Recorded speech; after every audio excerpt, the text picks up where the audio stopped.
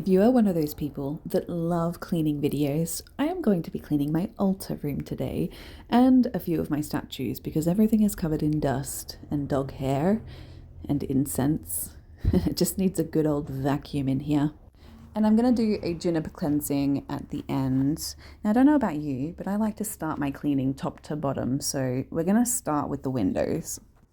Before I started my career in the psychic industry, I was actually a cleaner for 8 years. I started in hotels, I then worked for the government, and I also had my own business on the side. So I would do bond cleaning, hoarding cleans, all the different kinds.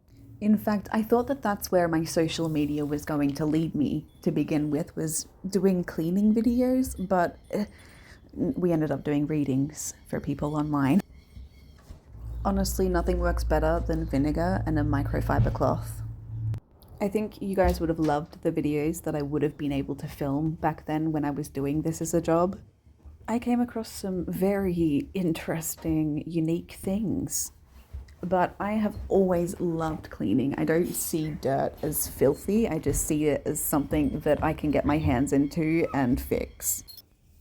These windows are about to be the bane of my existence and never come clean because the sun is shining right through and showing me every single streak that I could possibly have made. But hey, it has to be done, okay? And it's also a very important part of being a priestess. Priestesses back in the olden days, in the ancient times, that would have been such a duty, and it's still a duty for monks today living in Buddhist temples to sweep, to clean up during their morning practice. I have let this go for weeks, though I'm terrible. Don't judge me. This is kind of my mid-year clean, July 22nd, for my altar room. So satisfying getting rid of all the damn incense. Oh my god. I also find that my altars have like a little boost, have like a little bit of a little week of boosted energy. Once I've done a big clean like this, I find that all of the energy overflows. I'm trying to cut out all the times that I've coughed in this video because I am currently getting sick. Yeah, amazing. Give a bit of a vacuum. This is how I do any of the stone statues. Anything that's glass or mirrored, however, or even ceramic gets cleaned properly. I just take it to the sink, give it a bit of a scrub, and it turns out beautiful. I also try and get any bugs or anything that's in the sand that I have laying around. We have to get it sparkling. I find that the light hits everything at a different, angle when everything is shiny and clean. Maybe that's a part of the magic of why I get a little bit of a boost once I've done a big cleansing in my altar room, because everything is just shining together. You'll see what I mean at the end of this video. And once I show you the altars, once they're completely done, because the light just hits them in a different way. And that is Everstar Maris's altar completely cleaned. Beautiful. Look how pretty she looks. Yay! Now, Nefertiti's altar is next. You might be wondering, what are these altars? Now, I work with Venus very specifically. And Venus, the planet in the sky, it has a morning star and a evening star position. That means that every 500 to 600 days, Venus changes its position in the sky. So sometimes you can see it in the morning, sometimes you can see it at nighttime.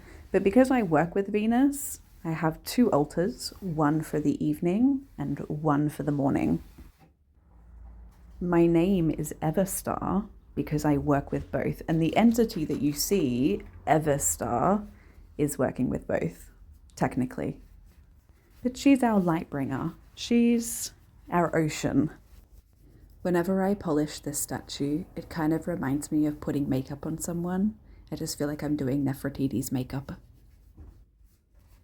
Polish and shine, polish and shine.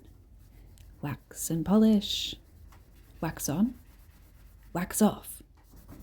Wax on, wax off. Both altars have like a platform that I can put things onto as offerings. This is a slab of Atlantisite that I have in front of Nefertiti at all times. Okay, it is time to put this altar back together, and we have to refresh the flowers as well. I think there was parsley in there before. I don't even know what these blossoms are. They were one of the first blossoms after the winter.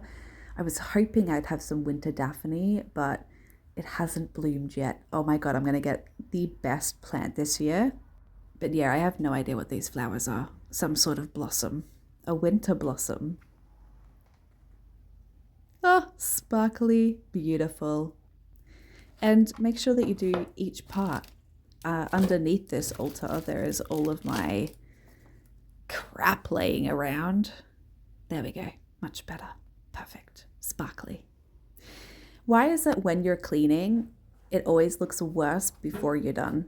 Like I just made a complete mess doing all of that, and now I have to clean up the mess that I just made. Cleaning, how fun. I'm going to make sure that I do all of the linens as well, the curtains, the dog beds, and vacuum absolutely to my heart's content. I think I vacuumed for about 30 to 45 minutes. Glad that you didn't have to see all of that. The things we find.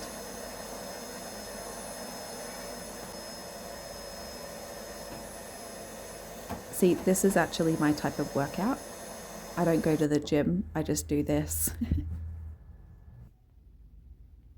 And there we go. Okay, so this is how I do my cleansings, by the way. I've got my little apothecary. And I use juniper berries. I'm going to use some juniper flowers. I also have some annual honesty flowers from last season. Some pine resin. I'm going to use a smoke tree flower. I think there was something else, some frankincense. And I just put it in a cone. So I light the cone on fire, put all of my herbs in, and it smelled so good because everything's been sitting for a while. The juniper smelled really sweet. Oh, look how much better this looks. Oh my goodness. Here's a beautiful before. And look at the light. Do you see what I mean? Before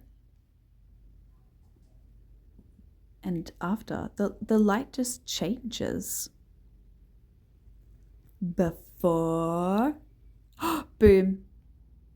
And now you can tell that the spirit is in the room.